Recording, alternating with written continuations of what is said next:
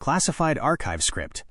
Deep in historical archives, among the old reports and letters from ambassadors, there are files that historians try to keep hidden.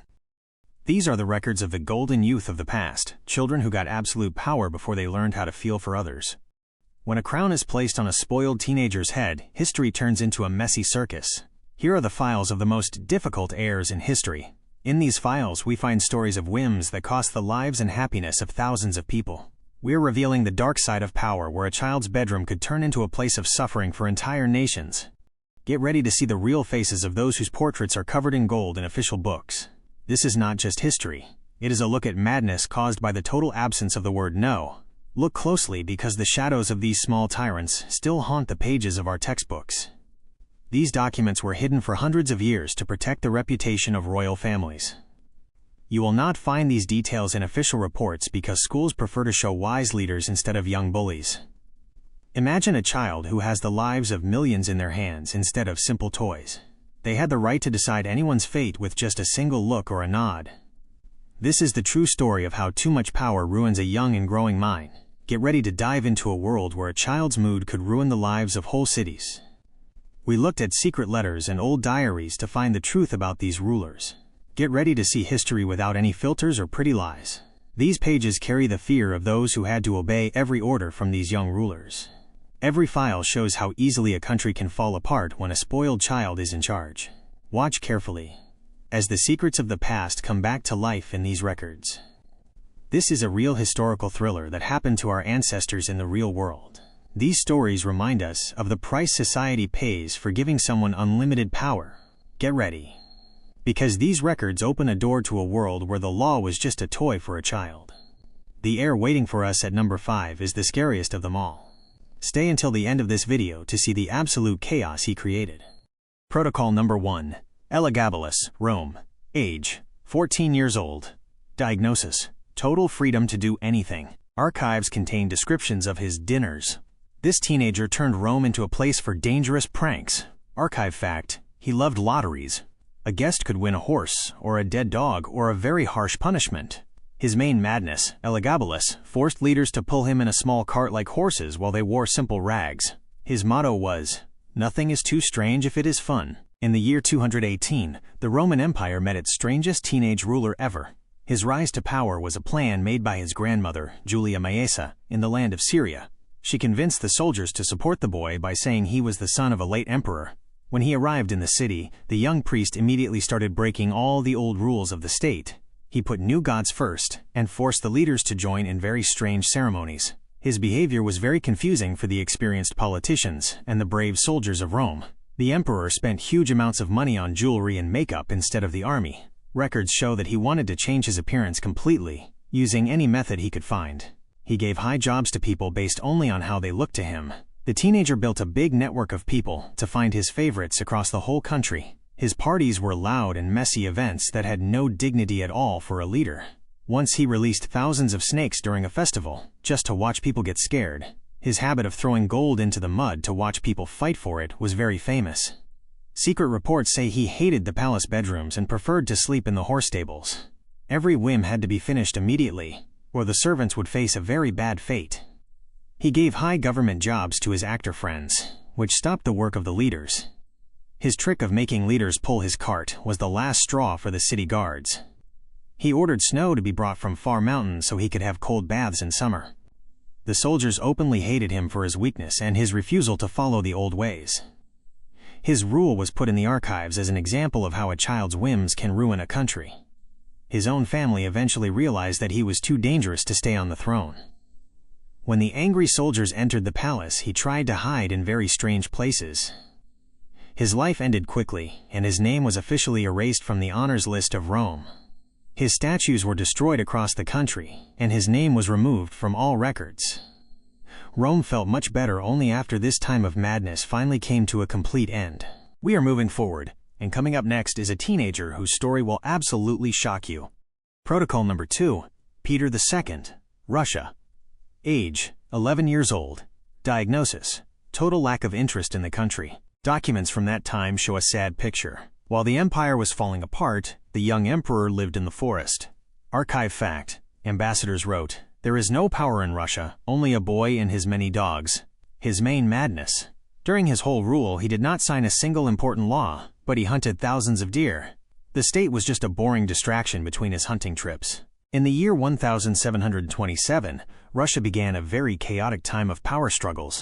11-year-old Peter II, the grandson of Peter the Great, became a tool for powerful groups.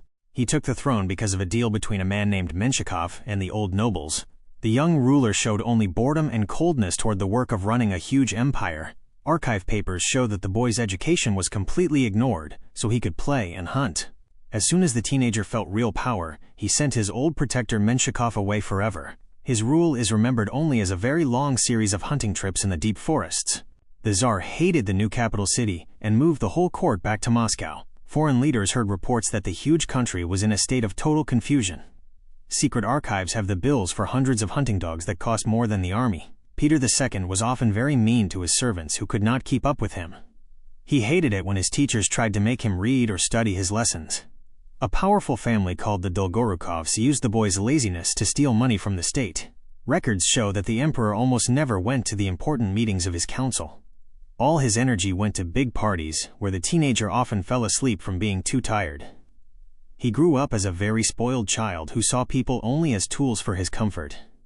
Any news about problems in the country only made him want to go back to the forest. The documents from that time show that the government was failing because the boy was a slave to his hobbies. He did not create a single good project and left only piles of hunting trophies behind. He was put in the archives as a lost emperor who had no discipline at all. His short time on the throne was a time of missed chances for the whole country. A sudden illness in January 1730 ended his life right before his wedding. He is remembered as a ruler who cared more about trees and dogs than about millions of people. With his death, the direct male line of the great Romanov family came to an end. This period showed how the great work of Peter the Great was put at risk by a child. Very soon we will find out who the most ill-mannered heir in history was and why the authorities wanted to hide his files so badly. But for now, we are opening the encrypted folder for subject number 3. Protocol number 3, Commodus, Rome. Age, 15 years old. Diagnosis, too much self-love. Archive records of sports events prove that Commodus was the most unfair player in history. Archive fact. He had over 700 fights, but his opponents had dull weapons while he had a real sharp sword. His main madness, to feel like a hero, he hunted defenseless people and birds while a scared crowd watched him. He thought he was the god Hercules and told everyone to pray to him. The end of the good times in Rome happened in the year 180 when power went to Commodus. He was the son of a wise man, but he showed his true bad nature very quickly. When he became the only ruler of the world, the young man threw away all the wise lessons. His rule ended the time of peace and started a time of fear and unfair rules. The teenage emperor preferred to spend his time with fighters instead of the leaders in the Senate. He stopped all the important wars at the borders so he could go back to his parties. Archives have reports showing that the young ruler spent all his days on the training fields. He had a very big ego which was fed by the people around him who called him a god. Commodus told everyone to call him the Roman Hercules, and he wore a lion skin in public. Sports records show that he killed hundreds of animals every day from a very safe spot. He was so obsessed with fighting that he moved into the school where the fighters lived.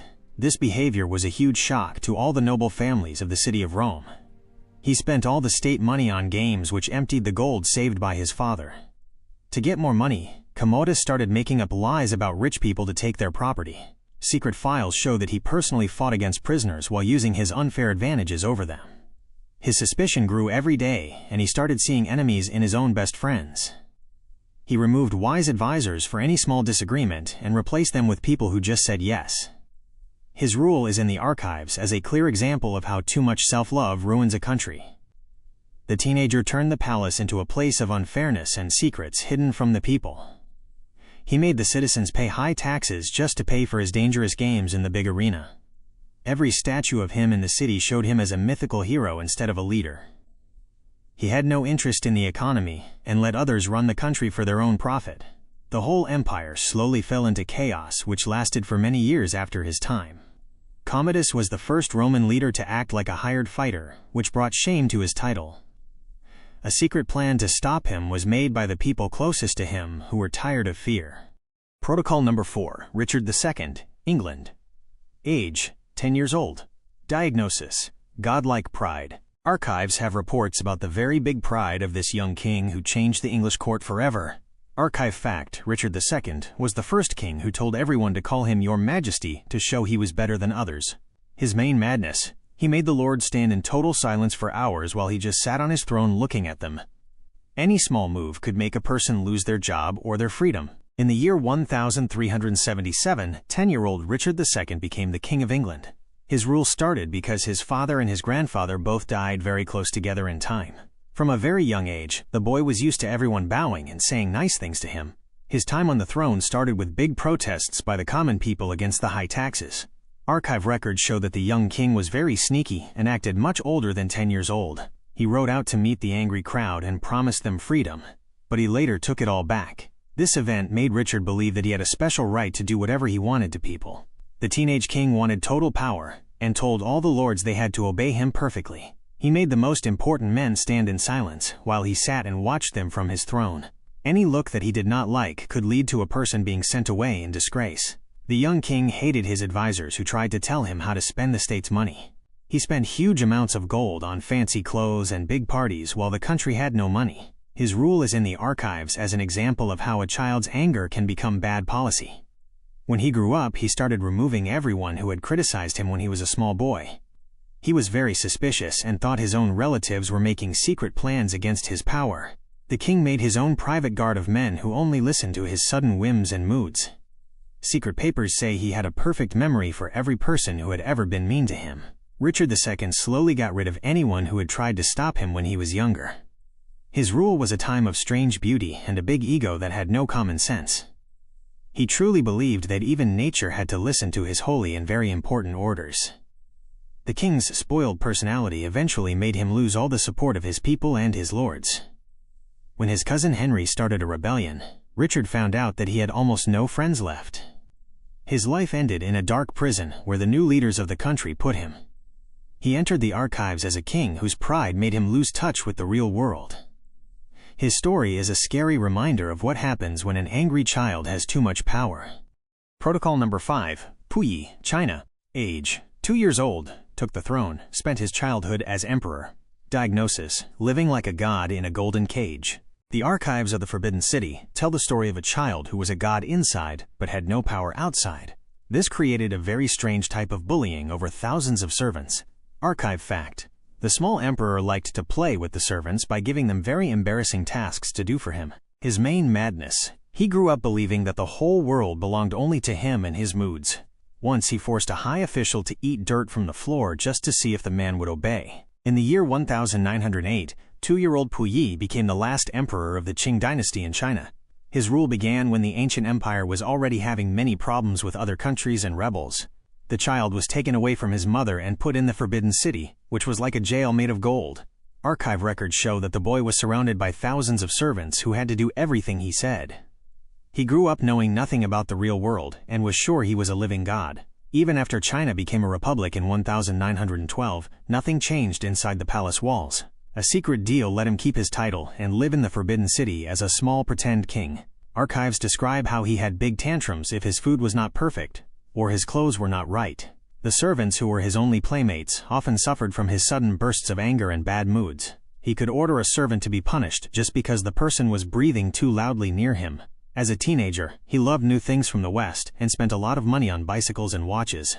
He made his teachers bow down to the floor before they could start any of his daily lessons. His rule inside the palace was like a play, where adults acted like a child's fantasies were real. He did not know how much money or hard work was worth and saw people as his own things. Secret files say he liked to test his servants to see how much they would take before they got upset. His personality was shaped by constant lies and the fact that no adult ever told him no.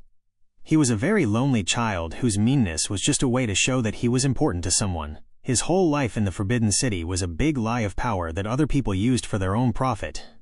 He was like a puppet for the older men who used his title to get rich and powerful themselves. The boy lived a life that had not changed for hundreds of years, ignoring the big changes outside the gate. His rule ended in 1924 when he was finally kicked out of the palace forever. His story is a unique example in the archives of how being a living god ruins a child's mind. He is remembered as a ruler whose power was total in one room but meant nothing outside in the world. Later in life, he became a simple gardener after many years of trouble and change for his country. This file finishes the record of how a crown can turn a childhood into a series of very strange events. This is not the end of our journey. On our channel, we frequently open classified files that have been gathering dust on the back shelves of archives for years. We search for the truth about how history was actually built and how our world works, casting aside beautiful legends. Be part of our team of researchers who want to know the truth about history and the world. If you are not afraid of the truth and want to see how it really happened, subscribe to our channel. There are many more episodes and shocking discoveries ahead. Anomalous LAB. This is where mysteries come to life.